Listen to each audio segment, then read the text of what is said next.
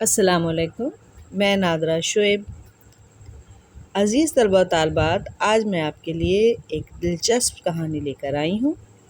یہ آپ کے 12ویں جماعت کا جو نئے نصاب ہے 2023 کا، اس میں شامل ہے اور اس کا عنوان ہے 4 مالدار۔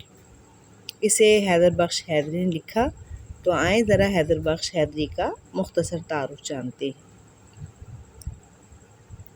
سید حیدر بخش نام اور حیدری تخلص تھا۔ دہلی میں پیدا ہوئے مگر بنارس میں تعلیم حاصل کی۔ عدالت میں ملازمت اختیار کی۔ ملازمت کے ساتھ ساتھ مطالعہ اور تصنیف و تالیف کا شوق بھی جاری رہا۔ آپ نے قصہ محرومہ کے نام سے ایک کہانی لکھی اور ڈاکٹر ولیم گل کرائسٹ کو پیش کی۔ انہیں یہ کہانی بہت پسند آئی اور حیدر بخش حیدری کو فورٹ ولیم کالج میں بطور منشی مقرر کر دیا گیا۔ آپ 12 سال تک کالج سے منسلک رہے، یہاں تک کہ 1823 میں آپ کا انتقال ہو۔ آپ کی تصانیف کی تعداد 10 کے قریب ہے، جن میں جو خاص ہیں وہ ہے آرائشی محفل، طوطا کہانی، قصہ محرومہ اور قصہ لیلا مجنوں وغیرہ شامل ہیں۔ اب ہم آتے ہیں طوطا کہانی کے تعارف کی طرف۔ یہ جانیں کہ طوطا کہانی ہے کیا۔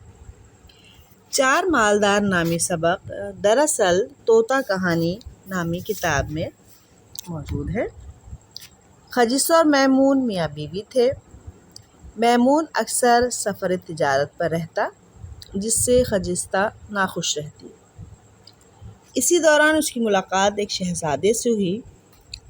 دونوں ایک دوسرے پر دل و جان سے فدا ہو گئے۔ خجستہ ہر رات شہزادے سے ملنے کا قصد کرتی، مگر طوطا اسے ہر رات ایک نئی کہانی اس طرح سناتا کہ صبح ہو جاتی۔ اسی طرح 35 راتیں گزر گئیں۔ ان کہانیوں کو جمع کر کے طوطا کہانی کے نام سے حیدر بخش حیدری نے یہ کتاب مرتب کی۔ اب ہم آتے ہیں اپنے نصاب میں خلاصہ کی جانب۔ سنیے، یہ ہے کہانی 4 مالداروں کی، اور آج جو طوطے نے کہانی سنائی، ذرا ملاحظہ کیجیے کتنی اچھی، کتنی نصیحت آموز ہے۔ گزشتہ راتوں کی طرح آج بھی خجستہ نہایت دکھ اور تکلیف کی حالت میں طوطے کے پاس پہنچی اور بولی، میرا رنج و الم سے برا حال ہے اور تو ہر رات مجھے ایک نئی نصیحت کر دیتا ہے۔ طوطے نے کہا، خجستہ، ہمیں اپنے دوستوں کی بات ماننی چاہیے، کیونکہ اس میں فائدہ ہے۔ جو ایسا نہیں کرتا شرمندہ ہوتا ہے۔ پھر اس نے کہانی شروع کی کہ شہر بلخ میں 4 امیر دوست رہتے تھے، مگر حالات کے ہاتھوں غریب ہو کر ایک حکیم کے پاس پہنچے اور اپنا حال سنایا۔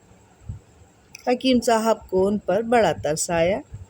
انہوں نے چاروں کو ایک ایک کوڑی دے کر کہا، اسے اپنے سر پر رکھ کر چلو، جہاں جس کی کوڑی گرے وہ اس جگہ کو کھو دے، جو ملے اسے اپنا حق جان کر رکھ لے۔ چاروں نے اپنی اپنی کوڑی سر پر رکھی اور چل دیے۔ جب کافی فاصلہ طے ہو گیا تو پہلے دوست کی کوڑی گری۔ اس نے زمین کھودی تو وہاں سے تانبا نکلا۔ اس نے تینوں سے کہا، اگر چاہو تو میرے ساتھ رہ جاؤ، اسی سے گزر بسر کر لیں گے۔ مگر باقی دوستوں نے بات نہ مانی اور آگے بڑھ گئے۔ دوسرے کی جب کوڑی گری تو وہاں سے روپا نکلا۔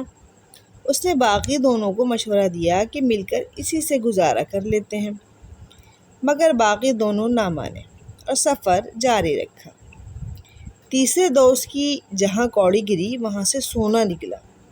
وہ بہت خوش ہوا اور آخری دوست کو مشورہ دیا کہ اسی پر توکل کرتے ہیں، اس سے بہتر چیز نہیں ملے گی۔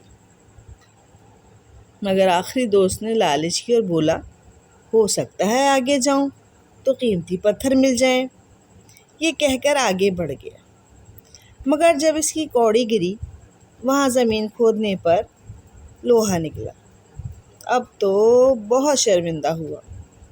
افسوس کی حالت میں اس دوست کے پاس گیا جس کا سونا نکلا تھا، مگر وہاں نہ دوست تھا نہ سونا۔ اسی طرح باقی دوست بھی اپنا تانبا اور روپا لے کر جا چکے تھے۔ حکیم صاحب کے پاس واپس آیا تو وہ بھی نہ ملے۔ اب سوائے پچھتانے کے کوئی چارہ نہ تھا۔ طوطے نے خجستہ کو نصیحت کی کہ جو دوستوں کی بات مانتا نقصان اٹھاتا ہے۔ اسی طرح کہانی میں رات ختم ہو گئی اور خجستہ گھر کو چل دی۔